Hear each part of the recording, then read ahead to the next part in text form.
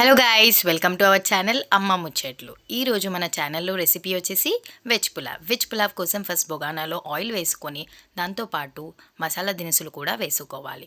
దాంతో కరివేపాకు, కొత్తిమీర అండ్ పుదీనా కూడా వేసుకోవాలి. ఇప్పుడు కూరగాయలన్నీ తరిగి పక్కన పెట్టుకోవాలి.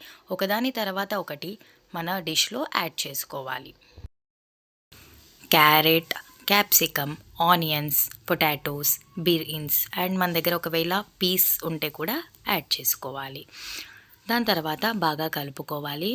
ఫ్రెండ్స్, ఎలాంటి వీడియోస్ కావాలో నాకు కింద కమెంట్ చేయండి. నేను మీకోసం ఈజియెస్ట్ వేలో రెసిపీస్ చేసి పెడతాను. ఇప్పుడు టమాటోస్ కూడా యాడ్ చేసుకొని బాగా కలుపుకోవాలి.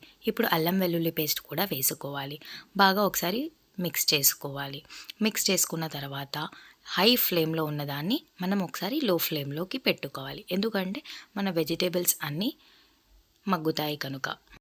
మీకు ఇంకా టేస్ట్ కావాలంటే దీంట్లో గరం మసాలా కూడా వేసుకోవచ్చు. ఇప్పుడు ఉప్పు, తగినంత పసుపు వేసుకొని బాగా కలుపుకోవాలి. బ్యాచులర్స్ అయితే ఈ వంటని ఇంకా ఈజీగా చేసుకోవచ్చు. ఎవరైనా సరే వంట చేసుకునే వేళ్ళు లేక, కర్రీ చేసుకోలేకపోతే ఇలాగా వెజ్ రెసిపీ మనకి చాలా యూస్ఫుల్ అవుతుంది. ఇప్పుడు మూత పెట్టేసుకొని హై ఫ్లేమ్లోది లో ఫ్లేమ్కి మార్చేసేయాలి. బియ్యం నానబెట్టి పెట్టుకోవాలి. 1 గ్లాస్ బియ్యానికి 2 గ్లాసుల నీళ్లు పోసుకోవాల్సి ఉంటుంది. మనం ముందుగానే బియ్యం నానబెట్టి పెట్టుకున్నాము. ఇప్పుడు తగినంత కారం వేసుకోవాలి. జాగ్రత్త, ముందే మనం పచ్చిమిర్చి కూడా వేసుకున్నాము. చూసి కారం వేసుకోండి. కారం వేసుకొని ఒకసారి కలిపి పక్కన పెట్టండి. కారం, ఉప్పు, పసుపు బాగా కూరగాయలకి పట్టేటట్టుగా పట్టిన తర్వాతకి మనం ఎన్నైతే బియ్యం పోసామో దాన్ని దృష్టిలో పెట్టుకొని తగినన్ని నీళ్ళు పోసుకోండి.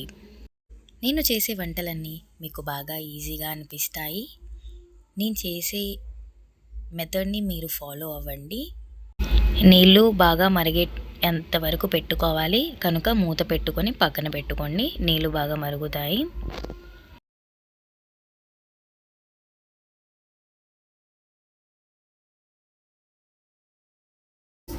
మూత పెట్టేసుకొని హై ఫ్లేమ్కి పెట్టేసి పక్కన ఉంచుకోండి.